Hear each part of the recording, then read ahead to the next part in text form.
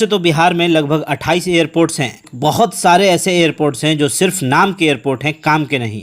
पर दोस्तों आज हम बात करेंगे बिहार के उन एयरपोर्ट्स के बारे में जो फंक्शनल हैं, यानी कि जो काम कर रहे हैं, और कितने ऐसे एयरपोर्ट हैं जो किसी विशेष परिस्थिति और सेवाओं में लिए जाते हैं। जी हाँ दोस्तों, ऐसे सिर्फ 9 एयरपोर्ट हैं बिहार में जो कि फंक्शनल तौर पर या कंप्लीट तौर पर काम कर रहे हैं, यानी अपनी सेवाएं दे रहे हैं। तो सबसे पहले बिहार के इंटरनेशनल एयरपोर्ट गया एयरपोर्ट के बारे में बात करेंगे। गया एयरपोर्ट, जिसे बिहार के इंटरनेशनल एयरपोर्ट का दर्जा प्राप्त है, आपको बता दें कि इस एयरपोर्ट से Thailand, Myanmar, Bhutan, Vietnam, Sri Lanka, Japan के लिए यहाँ से फ्लाइट उड़ान भरती है। या ये कहे कि बौद्ध टूरिज्म से जुड़े श्रद्धालुओं के लिए यह अंतर्राष्ट्रीय हवाई अड्डा है। पर अब इस एयरपोर्ट को और ज़्यादा बेहतर बनाने के लिए इसे 100 करोड़ की लागत से एक्सपेंड किया जा रहा है। इसके बाद बिहार की राजधानी पटना में स्थापित एयरपोर्ट जयप्रकाश नारायण हवाई अड्डा की बात करते हैं।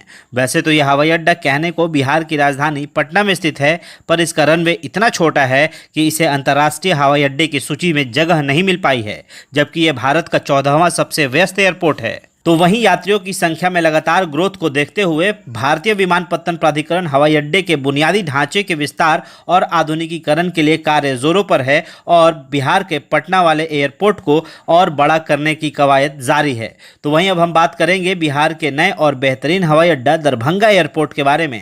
आपको बता दें कि एयरपोर्ट दरभंगा के महाराजा कामेश्वर सिंह द्वारा बनवाया गया था। 1962 के भारत चीन युद्ध के दौरान इस एयरपोर्ट का अधिग्रहण भारतीय वायुसेना द्वारा किया गया था। तो वहीं उड़ान परियोजना के तहत साल 2018 में इसकी आधारशिला रखी गई थी, जहां नवंबर 2020 से व्यावसायिक उड़ान शुरू कर दी गई है। इसके बाद बिहार का चौथा हवाई अड्डा बिहटा हवाई अड्डा है, जिस पर हम नज़र डालेंगे। पटना से लगभग 20 किलोमीटर की दूरी पर स्थित बिहटा एयरपोर्ट, यह एयरपोर्ट इंडियन एयरफोर्स के अधीन है, जहां बड़े विमानों को उतारने की योजना बनाई जा रही है। ये एयरपोर्ट बिहार का दूसरा इंटरनेशनल एयरपोर्ट बनने वाला है। अक्टूबर 2016 में बिहार कैबिनेट ने बिहटा में हवाई अड्डे के विकास को लेकर एक रूपरेखा तैयार कर लिया है। बिहार सरकार बिहटा एयरपोर्ट के निर्माण के लिए 126 एकड़ भूमि का अधिग्रहण कर रही है।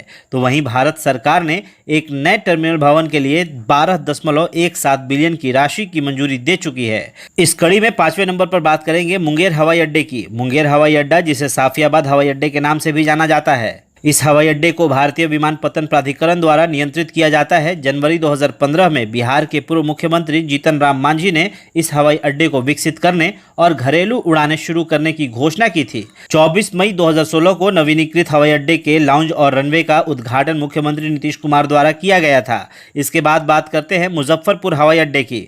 वैसे तो इस हवाई अड्डे को श्रीमती इंदिरा गांधी के प्रधानमंत्री रहते हुए बनाया गया था, पर साल 2018 में इस हवाई अड्डे को अन्य शहरों से जोड़ने के लिए उड़ान योजना के तहत विकसित किया जाना था। इस एयरपोर्ट को फिर से स्थापित करने के लिए 7 करोड़ रुपए जारी किए गए हैं, ताकि यहां से कोलकाता, वाराणसी, गया जैसे शहरों से सीधा संपर्क हो सके, जहां से 60 सीटर प्लेन उड़ाने की योजना है। तो दोस्तों अब बात करते हैं पूर्णिया हवाई अड्डे की। यह हवाई अड्डा इंडियन एयरफोर्स के अधिकार क्षेत्र के अंतर्गत आता है। इस हवाई अड्डे को भी भारत चीन युद्ध के दौरान बनाया गया था। इस हवाई अड्डे को भी उड़ान योजना के तहत ही चुना गया था। इस एयरपोर्ट के लिए बिहार सरकार 50 एकड़ भूमि के अधिग्रहण के लिए प्रयासरत है। इस एयरपोर्ट के बनने से सहरसा, सुपौल, मधुबनी, मधेपुरा, पूर्णिया, कटिहार, अररिया, किशनगंज के लोगों को बहुत आसानी होगी। तो वहीं अगर रक्सौल एयरपोर्ट की बात करें तो ये एयरपोर्ट भी 1962 के चीन भारत युद्ध के बाद बनाया गया था। इस एयरपोर्ट का इस्तेमाल आपातकालीन लैंडिंग के लिए किया गया था। वर्तमान में यह भारतीय विमानपत्तन प्राधिकरण के तहत आता है।